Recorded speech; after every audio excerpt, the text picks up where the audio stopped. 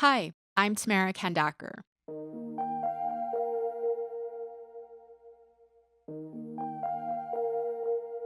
There were marine sediment sections in Japan and in the Baltic Sea off the coast of Germany and Scandinavia. There was a lake in California, a lake in China. Francine McCarthy is a geologist at Brock University and a member of the Anthropocene Working Group, an international network of scientists who've spent the last 4 years searching the planet for one very specific location.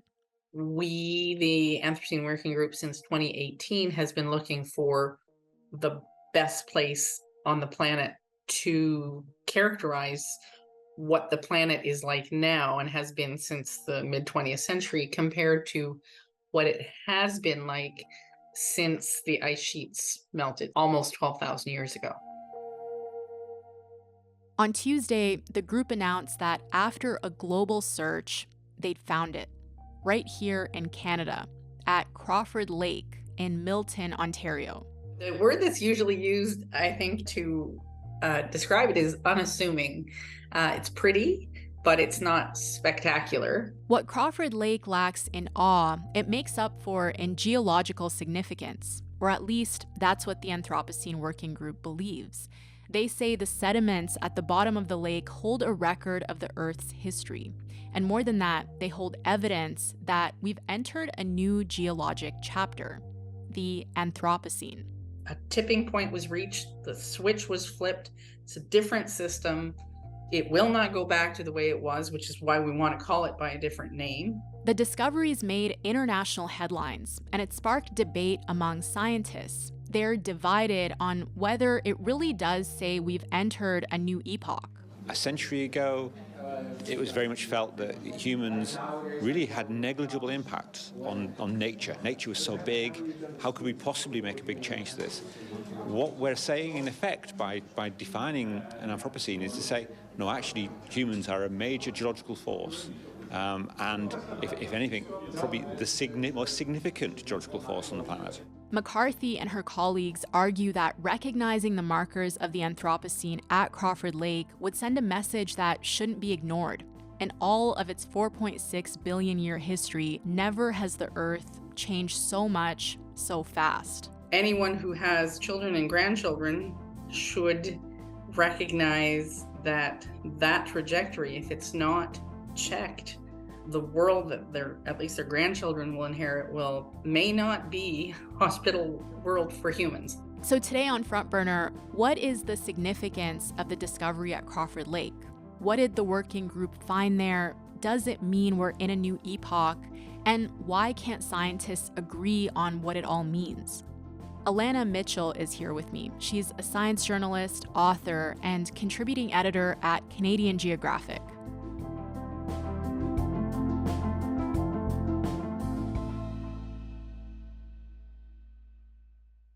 Hi, Alana. Thanks so much for doing this. It's my pleasure. So, before we get into what the researchers have found, we're going to be using the term Anthropocene a lot. And I wonder, can you just break down for us what it means? Okay, so to a geologist, what it means is potentially a new epoch in the Earth's crustal history. So a marker in the Earth's crust that tells us that we've entered into a whole new time frame, a whole new chapter of Earth's history. And this concept of the Anthropocene as a new age defined by human behavior, it's been kicking around for years now, but formally defining it as a geological epoch has taken some time, right? And why is that? Well, it's been around since the year 2000, when the Nobel Prize-winning chemist Paul Crutzen just came up with the term, because he said, we're entering into a whole new planetary system, and it's being caused by the actions of humans. And so this phrase, the Anthropocene, just sort of emerged into the geological literature, and it captured the public imagination, the scientific imagination, the cultural imagination, and so. Then the stratigraphers, who are this let's face it, an obscure group of scientists Mhm. who define the age of the planet and the different stages of its evolution by looking at the crust, typically, they said, well, let's see if we can see the mark of humanity in the crust. And if we can, then we can figure out a whole new nomenclature for the time of the planet's history that we're in. Scientists say the onset of an Anthropocene would mark the end of the Holocene, the current epoch that began almost 12,000 years ago as the last ice age ended. Right. And so what have been the challenges around doing that? Well, one of the major challenges is that stratigraphers are very conservative, and they weren't sure that they wanted to be able to capture this, or that it was time to capture it. I mean, these are people who look at tens of thousands of years, often millions of years. They look at time as it's laid down in the crust of the planet, the 4.6 billion year history of the planet. And so if they look at the effects of humanity on the planet, there's some of them are saying, yeah, we're not so sure it's really there. They weren't convinced. And so there was this whole almost a decade, I mean, from 2000 till roughly 2009, of thinking about whether it was appropriate to even really launch the examination. And then in 2009, they set up this thing called the Anthropocene Working Group. This is the international body of stratigraphers who set the geological time scale. They set up a working group and said, okay, look at it and see if you really think there is enough evidence in the crust itself for us to even be thinking about this. And the Anthropocene Working Group said, eventually, it took them another decade, and they said, what, we think there is enough.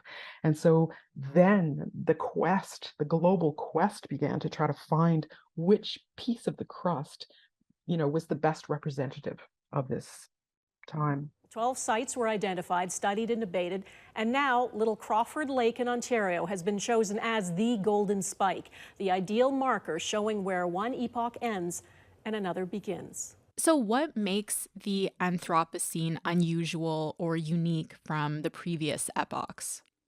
Well, this one is it's not absolutely unique, but it's one of the very, very few that you can point to in the geological record that is caused by a single species. So you can point to, for example, when cyanobacteria 2 billion years ago, I think it is, changed the composition of the atmosphere.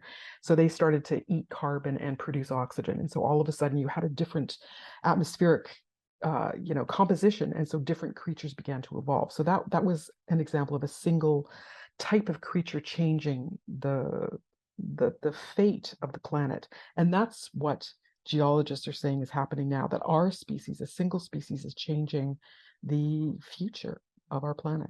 What this group of stratigraphers is saying is that it started in the mid-1950s, but that's what they call the boundary of it. So it could go for millions of years, it could go for tens of millions of years. It's just unclear. What they're saying is that something changed irrevocably, and that we cannot go back to what we were before. The planet has entered a new phase of its life, that the systems, you could say the operating systems of the planet, are different now, and they will never be the same as they were before the 1950s.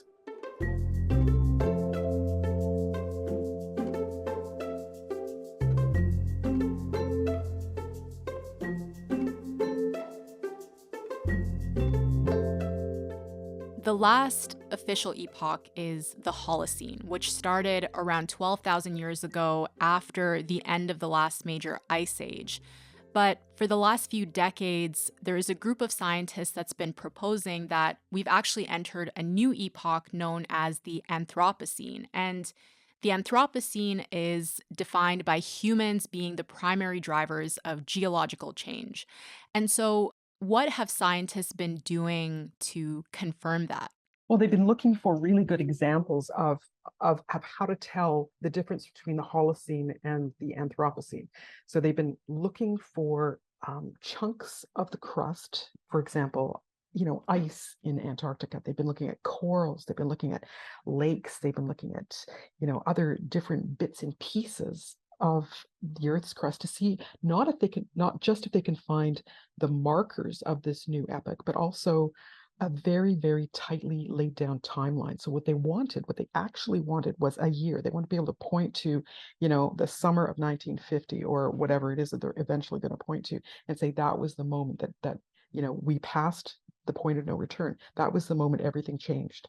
And they wanted a global best example of that, against which all other samples of the crust could be tested. So that global best example, that's what's called a golden spike, right? What's a golden spike exactly? It is the exemplar, the absolute global best example of this new epoch that they're looking for, and there are there are golden spikes, throughout the stratigraphic chart. So you know there are dozens and dozens of them that demarcate when one era, or one age, or one epoch, or whatever it is that we're looking at, when one began and when one ended. So, in the intro, we heard Francine McCarthy describe some of the 12 sites that were up for consideration as the Golden Spike. And they included some coral reefs, a peat bog, an ice sheet. But what they've landed on is Crawford Lake in Ontario. Just 10 minutes from Canada's busiest highway sits this serene lake, which holds the secrets of human history. It's about 60 kilometers west of Toronto, close to Guelph. It's in Ontario's Niagara Escarpment, which is a conservation area. And I understand it was already on scientists and archaeologists' radar even before the Anthropocene epoch was even being discussed, right? Why is that? Oh, because it's an incredibly unusual lake. In fact, the conservation authority that now owns the lake and the land surrounding it got hold of this thing, and I think bought it in 1969, as I understand it. And it was because it was just such a tiny, perfect lake. And then once they started doing the scientific investigation into Crawford Lake, they realized that it's a meromictic lake, which is a very, very rare type of lake. It means that it's so deep and so small in area at the top that there's a bottom layer that never mixes with the top layer. So what you get is this beautiful, perfect year by year record of sediments at the bottom of the lake. And so, what is it about Lake Crawford versus the other sites that were up for consideration that scientists believe make it the Golden Spike? Well, one of the main things is that because it's this meromictic lake, that has these beautifully laid down sediments that haven't been disturbed, and because each layer for each year is sort of sealed, they call it laminated with calcite, which is a type of calcium. Each single layer, so each single year, in other words, is very, very easy to discern. Beneath its surface, Lake Crawford holds a geological treasure. Layered sediment which captures humanity's impact on the planet year after year, including microplastics, fossil fuel burning, and even the plutonium from bomb tests. So you can go back in the record and say, okay, this was 1952 in the winter, and this was 1834 in the summer. And if you think about tree rings, this is the equivalent in the Earth's crust of a tree ring. You can really go back and see every single year in exquisite detail. So it has all the markers of the Anthropocene, which are things like, the change in the composition of the atmosphere to reflect the load of carbon. You have, industrial activity. You have change in the creatures that are living in the lake. You have all of these changes that characterize the Anthropocene. I know they were also looking for markers of a period called the Great Acceleration. What is that, and what markers of that did they find? Right. And so there was this whole discussion for a couple of decades really about when would the Anthropocene begin? What was it, when somebody fired up the first coal-fired engine? Was that the time, the 1700s? Was it before that? They decided that really the time that the planet entered this period of no return was what they call the Great Acceleration. So that was in the middle of the 20th century, after the Second World War, when human population just exploded, when industrial activity exploded, when plastics came on the scene, when the carbon load in the atmosphere just began to rise very, very dramatically. So life as we know it on the planet changed because of all of this activity. So what they were looking for was very profound and very abrupt change. You mentioned the depth of Lake Crawford, and just briefly, how did scientists collect samples from the core there and test them? Oh, well, they have to send a corer down to the very bottom of the lake. And what they did with this one, because if you just put down sort of a hollow thing and pull up a core, it just disintegrates because it's all full of gas. Once you get it up to the surface, it just, it's all sludge. So they wanted these layers to be in perfect shape. And so what they did was put down a freeze corer. So it's a corer that is filled with dry ice, and the dry ice makes the face of this thing very, very cold, and then the sediments adhere to it, and they come up in this perfect spike. It's just amazing to see the pictures on this. And Crawford Lake is a culturally important site for Indigenous people in the area, from what I understand. So, how were they involved in the process of collecting these samples?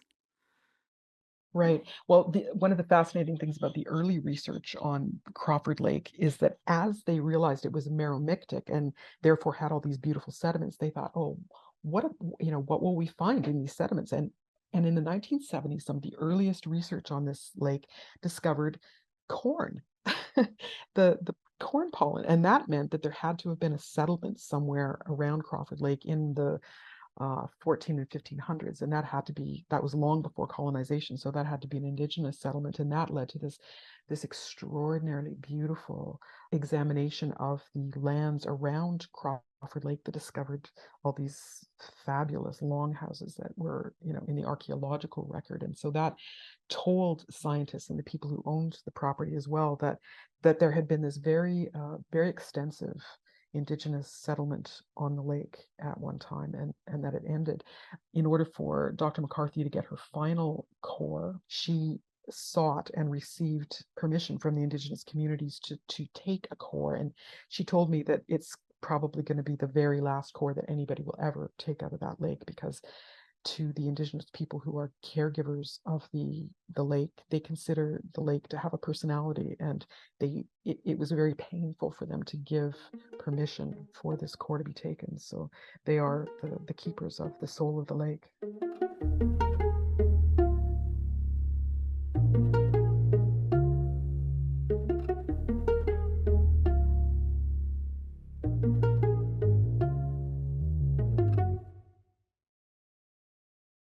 So, the idea that the Anthropocene is a new epoch, that we've left the Holocene epoch and started a new one, this is controversial among geologists. Why is that?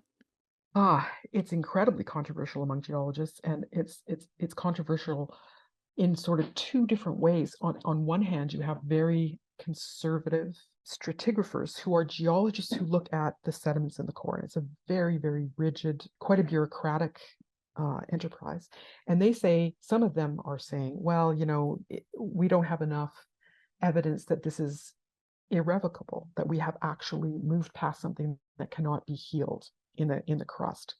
There's not enough evidence there that we've actually passed the point of no return. And then there are other people who say, wait a sec, if you define it as an epoch, as opposed to something like an event, a geological event, which is much more sort of less precise to the crust, but more global and more meaningful and more intense, and reaches much further than just the crust, but reaches into the cultural and the social elements of our planet. They say that declaring an epoch is too small an act. So there's some who say it's too big an act, and some who say it's too small. Yeah, I was wondering if I could get your thoughts on something else that Francine McCarthy said, which is related to what you were just saying, which was that having the Anthropocene acknowledged by the International Commission on Stratigraphy as an epoch of its own would be a big deal because it would send a message. We feel that having that very conservative and reluctant body put a line on that timescale would send a very clear signal to the world at large that, yes, indeed, there is no more denying this change. What do you think are some of the broader political implications of accepting the Anthropocene as a new epoch? Well, I'm not sure about the political implications, but the social and cultural implications are massive. Whether politicians end up listening to that is a whole different question. But what it tells us is that really that we have done as a species inadvertently, we have done something that is that has changed the face and the fate of our planet, and we can never go back to a time before we made this change. And I think it's kind of humbling, to me. It's kind of that we could have done this and had it be so profound that it changed the course of the planet is something that I think we all have to sort of take to heart. I think it's going to make a difference.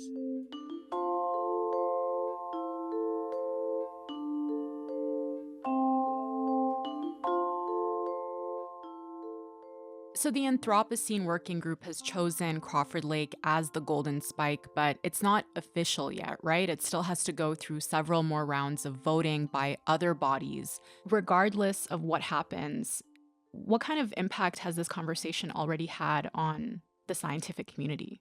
Well, it's required the scientific community to look pretty deep into this frontier of change. So naming a new epoch in this very, very precise way, so a stratigraphic way, is a signal, I guess, to the rest of the scientific community that this is a pretty serious moment. This is not just business as usual.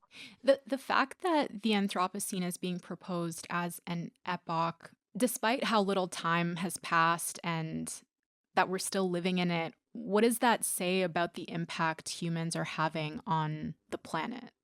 Well, it's been a catastrophic impact. We've changed the conditions of life on our planet, and we've changed them irrevocably. And the question then becomes, how does our species adapt to that? How do other species adapt to this new time that the planet has entered? And you have to look to a lot of the unknowns that this raises. It's one thing if you're a geologist to look back in time and say, what happened as a result of a change like the one that they're describing in today's crust.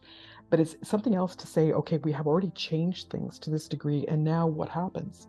And that's something that no scientist anywhere in the world can know for sure. Alana, thank you so much for this conversation. This was really fascinating. I appreciate it. Pleasure.